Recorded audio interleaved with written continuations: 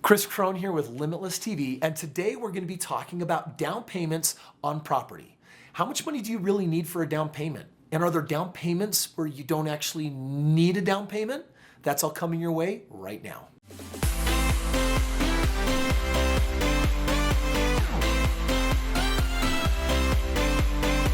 Some of you have been reaching out on our site and have been asking, all right, how much do I really need for a down payment?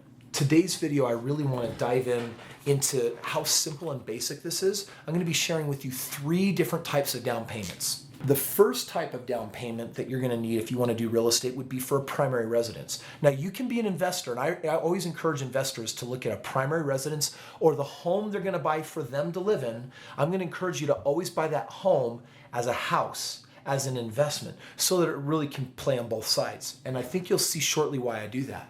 Because in our country, if you are buying a home for the first time, and I want to be clear, there's a lot of programs out there called first-time home buyer. That doesn't mean you've never bought a house before. It really actually should just translate to mean I'm ready to buy another home to live in. And right now, if you're going to buy a primary residence, something just for you, there's a lot of programs out there that will allow you to put in 3%, 5%, and there are programs after programs after programs, federally sponsored programs, and your loan officers, the people that are going to do the lending and lining this up, they're knowledgeable on this. Now, not all lenders are created equal. Some of them are more knowledgeable on these programs than others, but in general, the average lender is very familiar with these type of loans. Now, what's great about that is I could buy a home with a lot of equity that would make a really prime investment property, but think about it. I've got a home that I can buy for $100,000 that is worth $150,000, and guess what? 3% on $100,000 is $3,000. I walk into $50,000 of equity for $3,000 out of pocket. That's essentially what happened on my first house, and I got hooked. That was more than double what I made in an entire year, and I'm like, man, that is so smart. 2 years later, I bought another home and moved again because I wanted that 3% down payment, right? So that's primary residence. The down payment, however, on what's called a non-owner occupied, which basically means a home I want to buy as an investment that I am not planning on living in. You're going to, on a non-owner, or I'm just going to go ahead and write here on an investment, the standard is 20%. And you'll find programs out there where lenders will say, well, if you put 25 or 30% down, we'll really bump your rate down another point or half a percentage. I don't participate in those because I would rather take that money. I don't care about a 0.5% when I'm making all that money in real estate. I'd rather take that extra money and put it where? In another deal, right? You will find from time to time, depending on where we're at in the economy, before we ever hit a collapse, there's always these stupid 0%, 5%, 10% lending programs. And these are the banks that often go out of business and get spanked, right? Like Washington Mutual went down hard in the last economic crash. I've been banking with them since I was 16 years old. And so in investment property, even if they'll allow you to put down 10%, I still always put 20% down. And I just want to share with you why for a second. When I purchase a house, and let's say it has a value of $100,000, and let's say that I'm able to purchase this home for $70,000, then if I've got a good equity position here, 30%, in fact, that's really significant. And if that gap right there, because I've hunted some good pirate treasure down, is going to equate to a larger cash flow. Why? Well, think about it. If I were to buy this $100,000 house for $100,000, then I'm going to have a higher mortgage. A higher mortgage means less cash flow. So for example, if I'm able to rent this home for $800 a month, and my mortgage, if I just bought it, let's just say at $100,000, and I just put the minimum 3% down or something like that, I might have a mortgage of $700. And a $700 mortgage and an $800 rent only leaves $100 left over.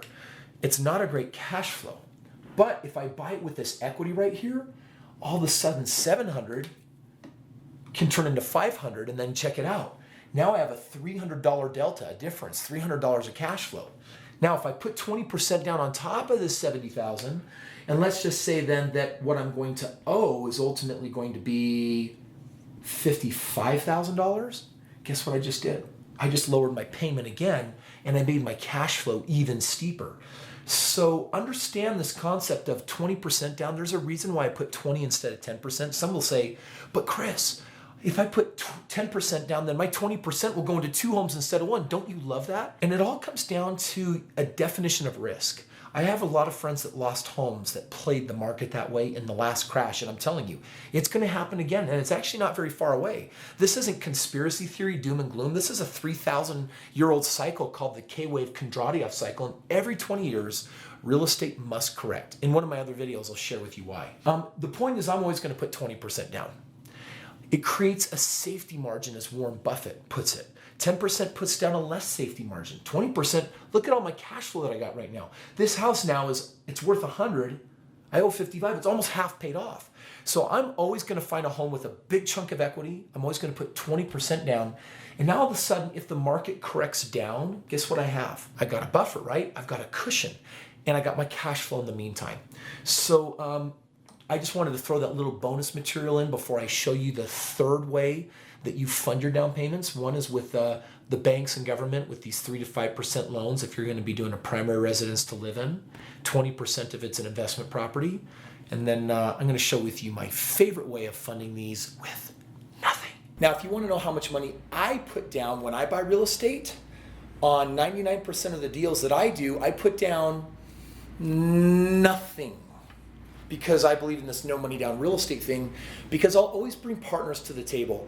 If you've got to wait to have the money yourself, then guess what the problem is? The problem is that you're going to have to be saving for a very long time, and you're taking the never going to get there road in most circumstances. I mean, even if you live within your means and you're saving a couple $1,000s a month, you got to wait years between doing real estate transactions, and then eventually it'll snowball and get where you want to go.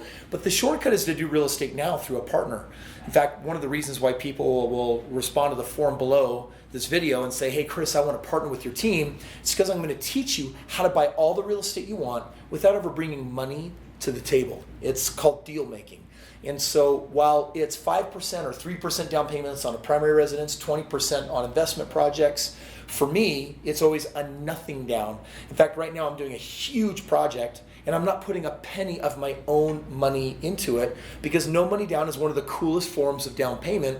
I do have to give up generally half of the profits with other individuals, but you know what? Making half the money without putting any money in ends up turning into an infinite ROI, so it works really, really, really, really, really, really well. I hope you've enjoyed today's video. Be sure to subscribe. I want to notify you and let you know about all the other exciting topics that we're shooting videos on that are made just for you.